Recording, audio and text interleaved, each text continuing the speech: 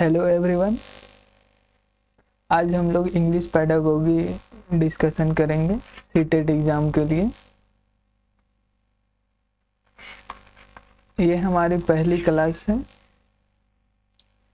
Class 1। इसमें हम previous year के क्वेश्चन करेंगे कि प्रीवियस ईयर में कैसे सवाल आए हैं और आने की संभावना कौन कौन सी है। चलिए स्टार्ट करते हैं।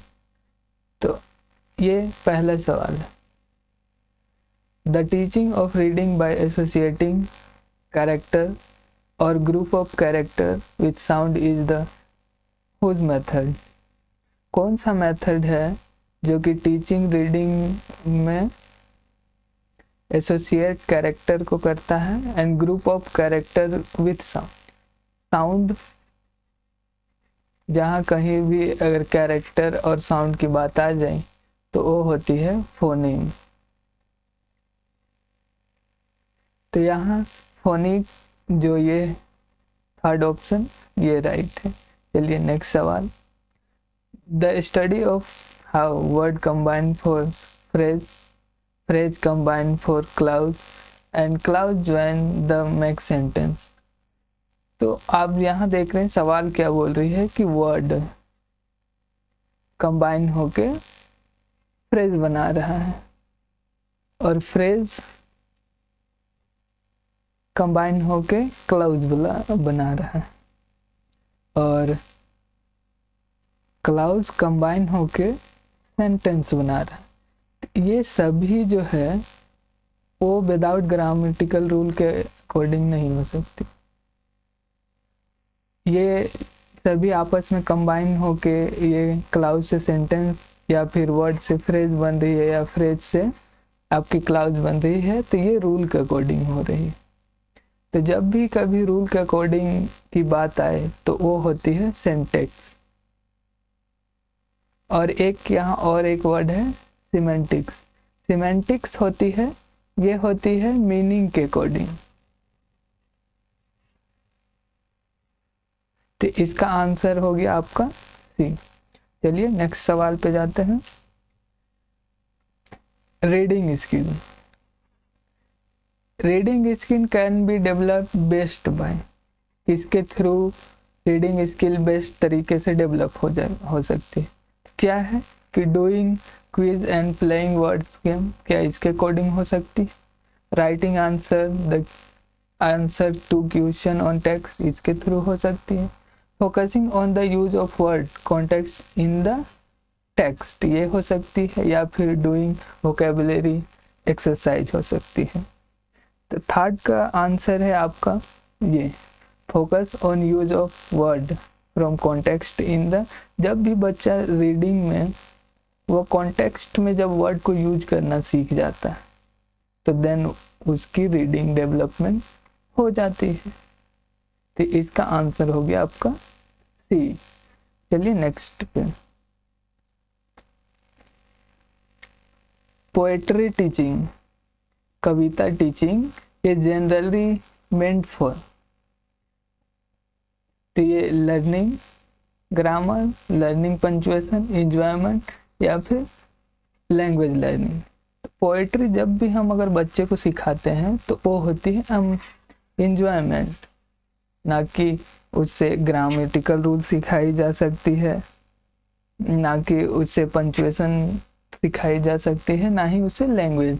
वो बच्चा केवल एंजॉयमेंट के लिए ही पढ़ता है। तो इसका आंसर हो गया आपका सी। चलिए next, which of the following classroom practice help a teacher to develop oral language among the student. First option है practising the correct punctuation of new और अनफेमिलियर वर्ड, क्या ये सही है। सेकेंड ऑप्शन है chorus reading of the text with the teacher. Third chorus recitation, individual reaction of the poem after memorising it. And third है participation in role play on any of their favourite story. जब भी बच्चे को हम oral engagement की अगर बात करें या फिर ओरल लैंग्वेज का यूज की बात करें, तो बच्चा जब रोल प्ले करता हो तो ही वह सीख सकता है। रोल प्ले में होती क्या है कि एक व्यक्ति को एक बच्चा को कैरेक्टर दी जाती है, लाइक ये वकील हो, एडवोकेट, और वो उसके अकॉर्डिंग अपनी बिहेवियर दूसरे को करती है। तो इस टाइप में बच्चा का ओरल डेवलपमेंट होती है। चलिए नेक्स्ट पे जाते हैं। इसके आंसर है D 6। Among the 4 language skill which is the productive skill. हम लोग जानते हैं कि लैंग्वेज स्किल जो है वो 4 हैं, LSRW, listening, speaking, reading and writing. तो यहाँ जो पूछा है प्रोडक्टिव स्किल, प्रोडक्टिव मतलब हम कुछ उससे बना रहे होंगे, प्रोडक्ट बना रहे होंगे। तो हम जब लिसनिंग करते हैं तो लिसनिंग में कोई प्रोडक्ट तो बनती नहीं है। स्पीक करते हैं तो हाँ, हम किसी स्पीक करते हैं तो साउंड का प्रोडक्शन होती है।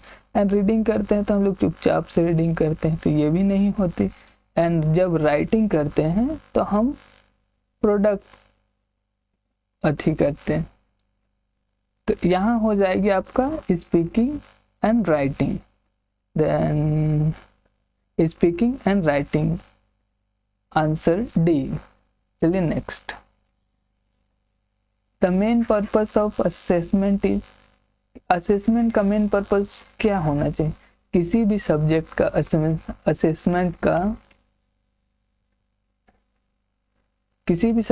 असेसमेंट का मेन जो रिजल्ट है वो है कि बच्चे ने क्या सीखा और वह अब इसे कैसे यूज कर रहा है, वो चीज को मेजर करना है। तो हम क्या करेंगे कि to measure achievement of learner, to give practice in writing, to improve to teaching learning process, to decide pass and fail. तो हम क्या करेंगे? To measure achievement of the learner. चलिए next. Which of the following is the highest level of cognitive ability? Highest level of cognitive knowing, ये Bloom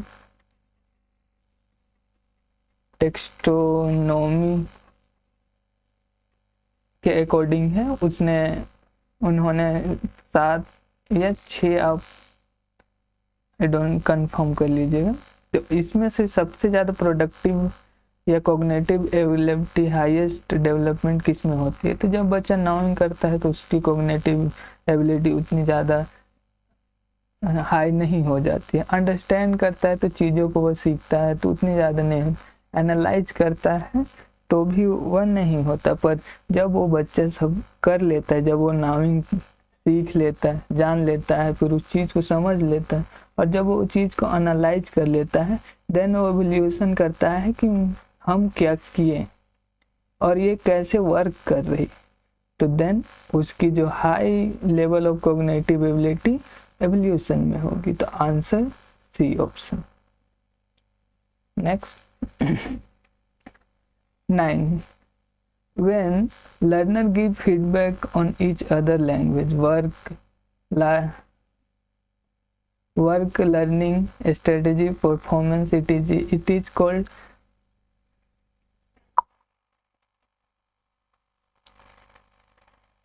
when learner gives feedback on each other language, work, learning, strategy, performance is called। जब feedback को each other से, किसी और से वो feedback लेता है या फिर किसी को फीडबैक देता है, तो जब भी स्टूडेंट पीयर में होता है तब वो अपने असेसमेंट अपने साथी के द्वारा करता है। तो यहाँ हो जाएगी आपका आंसर पीयर असेसमेंट। नेक्स्ट,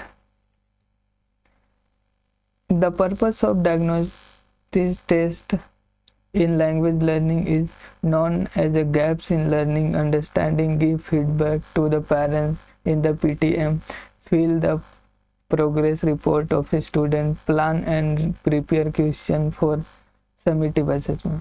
तो जब डायग्नोसिस जब आप डॉक्टर के पास जाते हैं तो सबसे पहले आपको इलनेस को वो डायग्नोस करता है, वो पता करता है कि आखिर क्या दिक्कत है। उसके बाद वो क्या करता है, रेमेडी देती है, दवा देते हैं। तो यहाँ जब हम टीचिंग में डायग्नोस्टिक की बात करते हैं तो सबसे पहले हम बच्चे के लर्निंग गैप्स को जानेंगे कि आखिर बच्चे में क्या दिक्कत हो रही है, कोई चीज़ नहीं सीख पा रहा है, देन हम उसका रेमेडी करेंगे। तो यहाँ option 1 is the correct answer. Next, the most important purpose of formative assessment.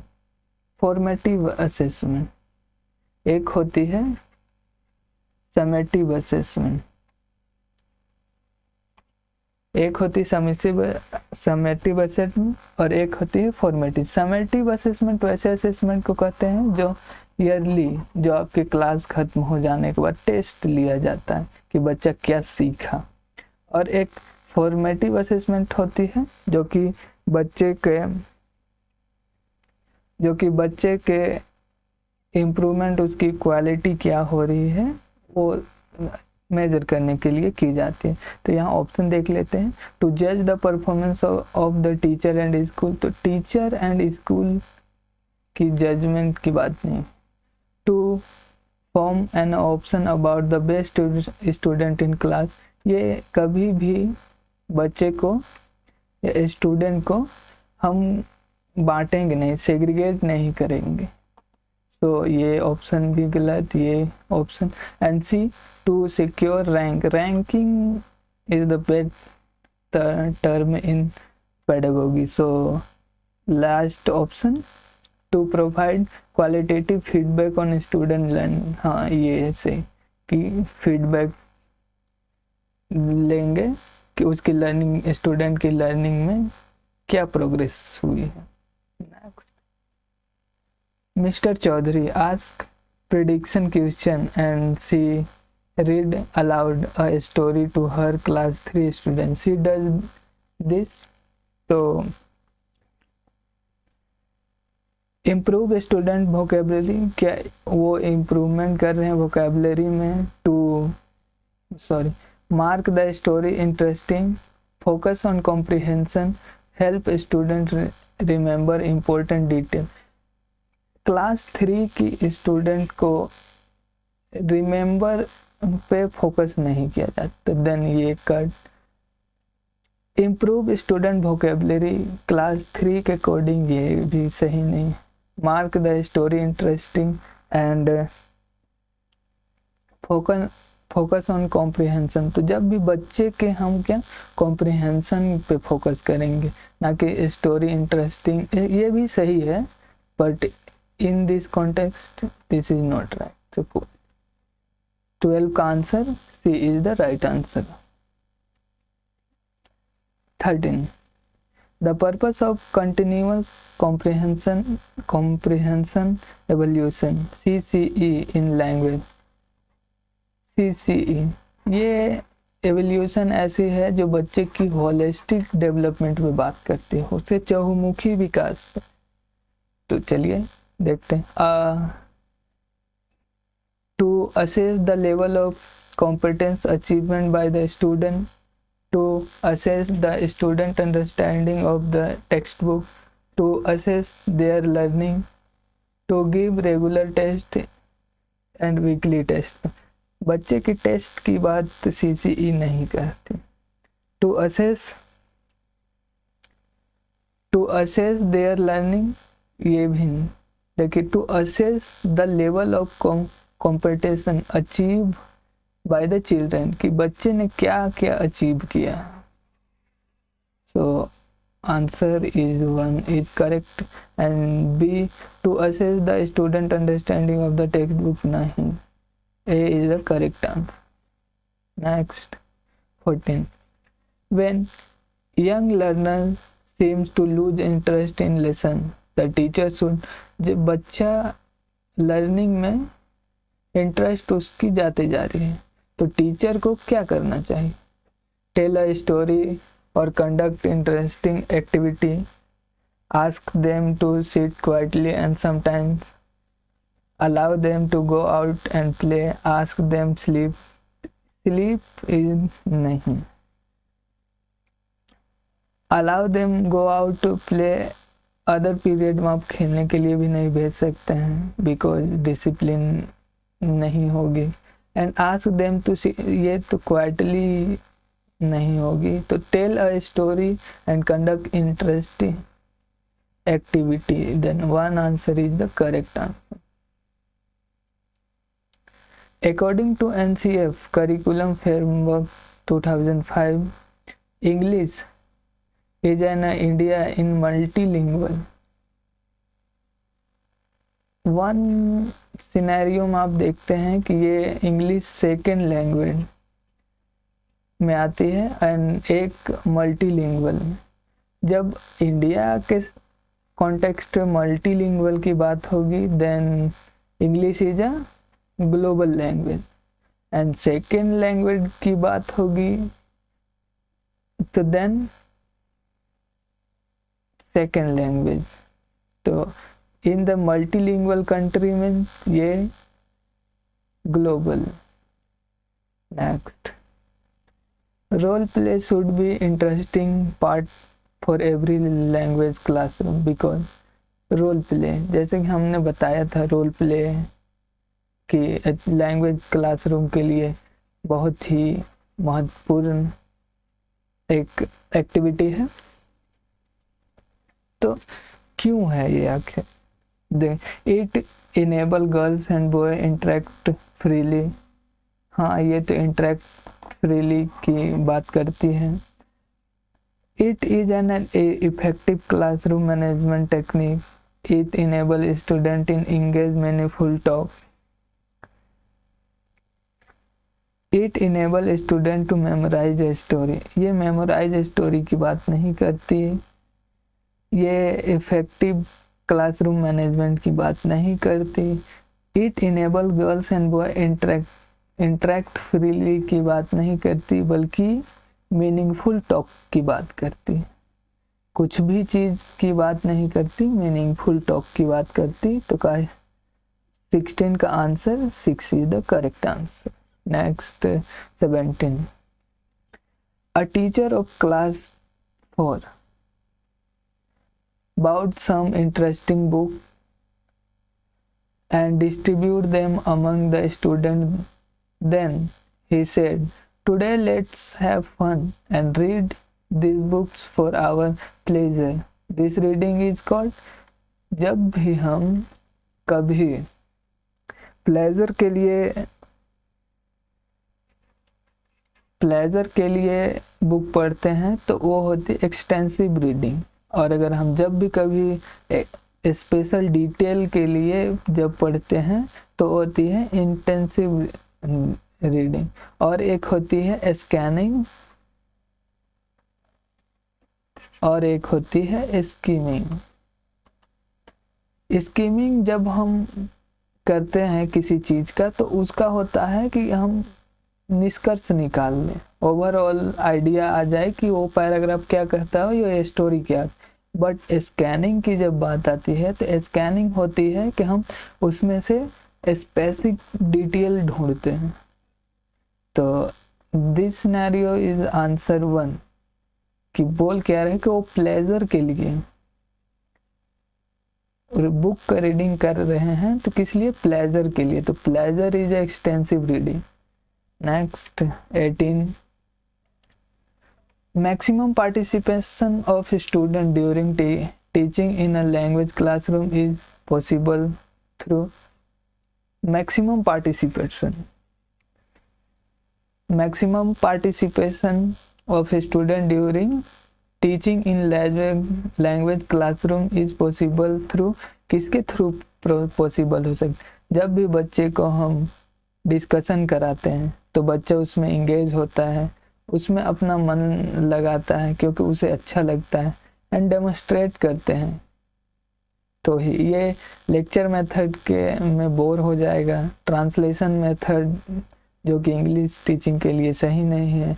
Inductive teaching grammar में यूज होती है। तो यहाँ आंसर हो गई 18 का डी।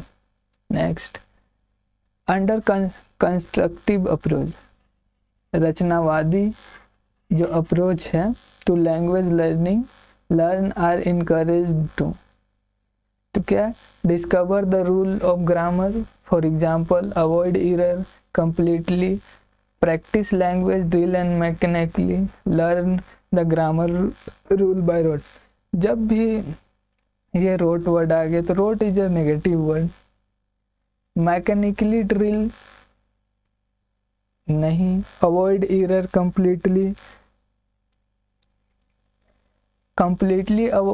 एरर को अवॉइड नहीं कर सकते, बल्कि हम उसका एनालिसिस करके बच्चे में उस एरर का कारण ढूंढते हैं।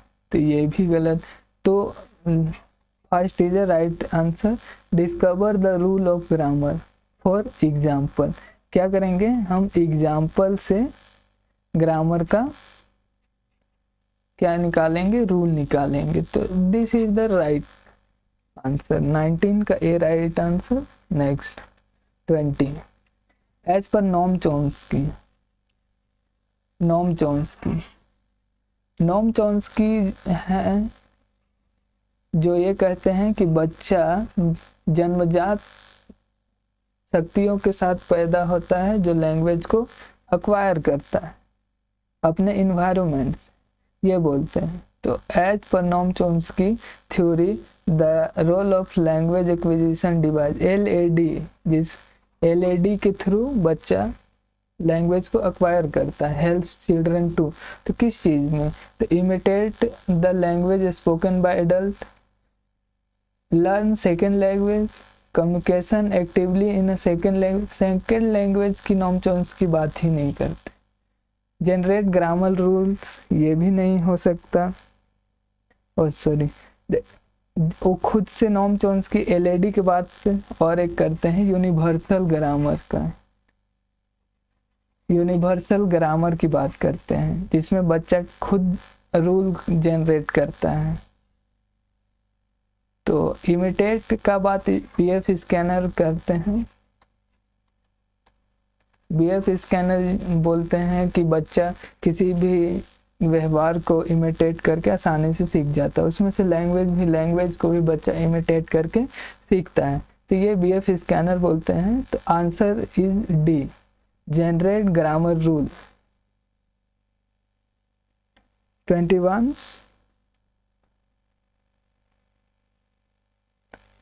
एज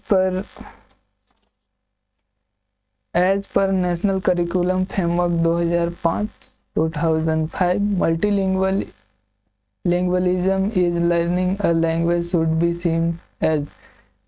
मल्टीलिंगुअल क्या है आखिर? NCF 2005 के अनुसार क्या है कि मल्टीलिंगुअल हमारे लिए रिसोर्स है। बच्चा जब क्लास में आएगा तो वो एक्टिवली चीज़ों को देखेगा, एक्वायर करेगा, सीखेगा और तरह तरह के संस्कृतियों के साथ इंटरेक्ट होगा। बहुत सारे उसके दोस्त तरह तरह के लैंग्वेज बोलेंगे, देन वो क्या करेगा, उस चीज़ को एक्वायर करेगा। तो ये क्या है, मल्टीलिंगुअल क्लास के लिए क्या है, एक रिसोर्स है। चैलेंज तो हो नहीं सकती, चैलेंज हिंड्रेंस, उसमें बाधा तो हो नहीं सकती, इसलिए resource in teaching learning education. तो answer is D. Next 22, which of the following statement is correct? Childrens come to school with a treasure of experience and their mother tongue act like a resource in learning English. That is right answer. And second, children's first language is a hurdle in learning. ये हो नहीं सकती.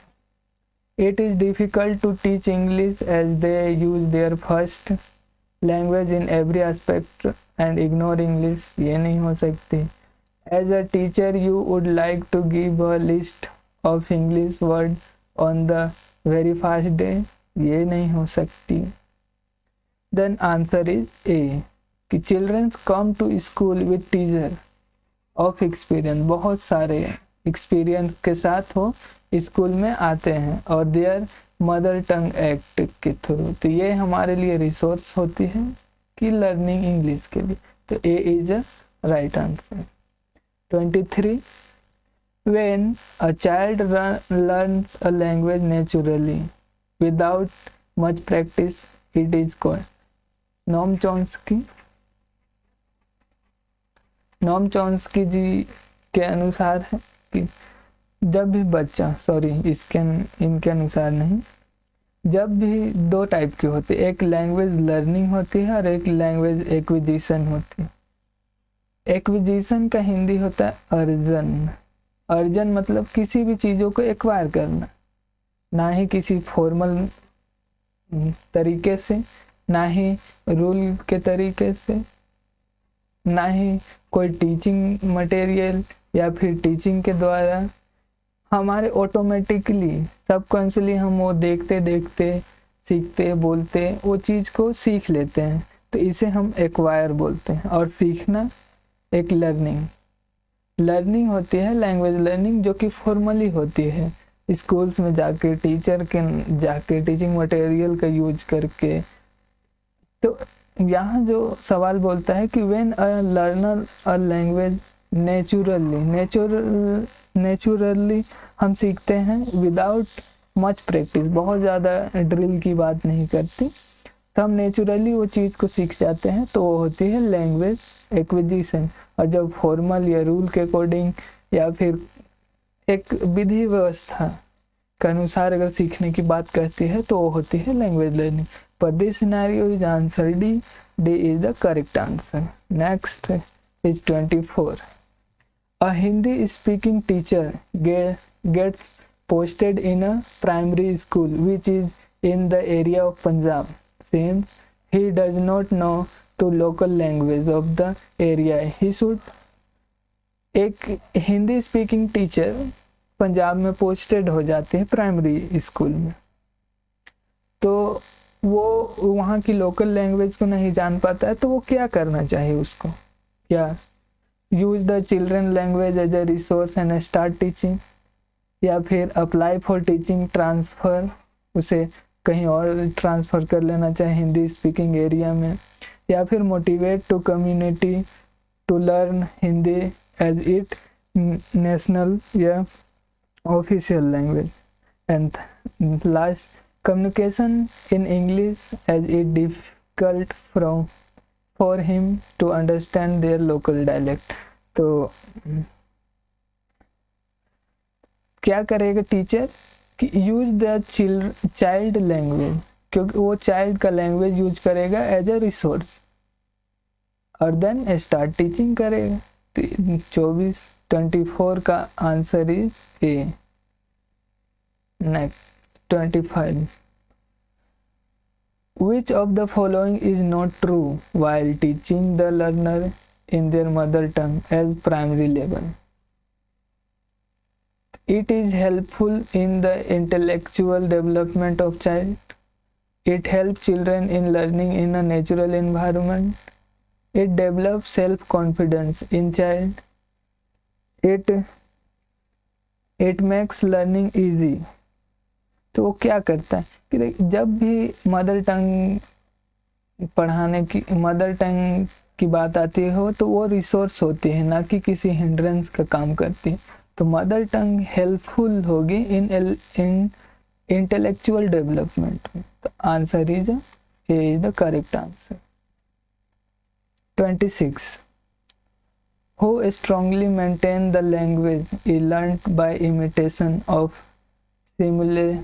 stimuli and reinforcement of correct response। तो हमने पीछे पढ़ा था कि इमिटेशन की बात पीएफ स्कैनर जी बोलते हैं।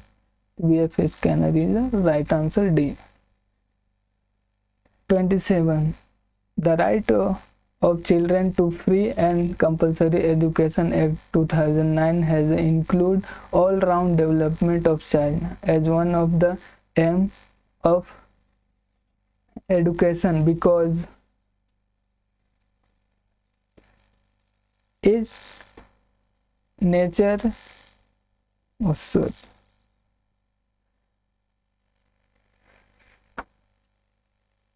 it nurtures the physical, mental and emotional aspect. जब भी RTE right to education act या फिर right to children free and compulsory education act 2009 बात करती है कि बच्चे के होलिस्टिक डेवलपमेंट पे, तो उसकी physical development, mental, emotional aspect, all aspect of development होती है. It ensures that every child is a part a workforce. ये नहीं हो सकती. Every child grow rapidly between 6 to 14 years.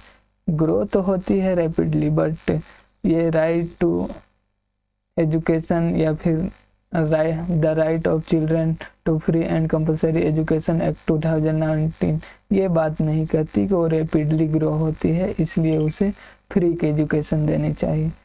Proper health care essential ये नहीं. तो क्या होती है? It nurture the physical, mental and emotional aspect of child. Answer is A. And next 28. A good teacher one of who. कौन good teacher है?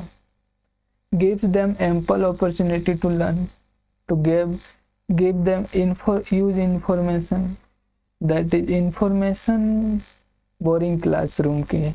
Explain the concept and principle, वो भी बोरिंग क्लास है. Give printed notes, no. The answer is A. Give them ample opportunity, उसे बहुत मौका दिया जाए, अपॉर्चुनिटी दिया जाए लर्न करने के लिए. That is a good teacher. तो 28 का answer A. Next 29. Students need to brainstorming idea, organize, draft, edit and revise their work is a process which reflect. Students need to brainstorming idea, organize, draft and edit and revise their work is process. Listening की process brainstorming की बात नहीं आती है, draft करने की बात में लिसनिंग की नहीं आएगी, ना ही स्पीकिंग की आएगी. रीडिंग स्किल ब्रेन स्टॉर्मिंग से रिलेटेड नहीं. एंड देन लास्ट जो राइटिंग स्किल है, जिसमें ब्रेन स्टॉर्मिंग बच्चे के द्वारा किसी टॉपिक पे बोलने के, सामूहिक कार्य करने पे सबको अपने अपने तरह से उसे लिखने के लिए कह देते हैं, ताकि बच्चा अपने अपने अनुभवों को, किसी भी स्थान गए हो तो वहाँ के अपने अपने अनुभव साझा करे और अपने कॉपी में उसे लिखे. देन सब को कंपाइल करके एक मोटा मोटी कि बच्चा अपने अनुभव को किस तरह से शेयर कर रहा है, दैट इज ब्रेन स्टॉर्मिंग. तो ब्रेन स्टॉर्मिंग होती है वो राइटिंग की पार्ट होती है. तो writing skill is the correct answer is D 29. And last 30. Which one of the following method is suggested for teaching grammar at primary level? Primary level पे grammar का teaching कब होती है? ग्रामर पढ़ाने के लिए सबसे पहले हम एग्जाम्पल टू रूल जाएंगे. तो एग्जाम्पल टू रूल जाने के लिए होती है इंडक्टिव मेथड. इंडक्टिव मेथड में हम ग्रामर टू रूल जाते हैं. तो answer is D. Translation method में ग्रामर की बात नहीं कही. डिडक्टिव मेथड में पहले रूल होती है, ये मैथ पढ़ाने के लिए ज़्यादा बेहतर होती है. Text book method is not a good method. तो last D is the correct answer. चलिए, आपका 30 सवाल ख़त्म हुआ. आप 30 में से कितना लाए ये कमेंट करके ज़रूर बताएं. Thank you everyone. You are amazing. Keep learning, keep growing. Thank you.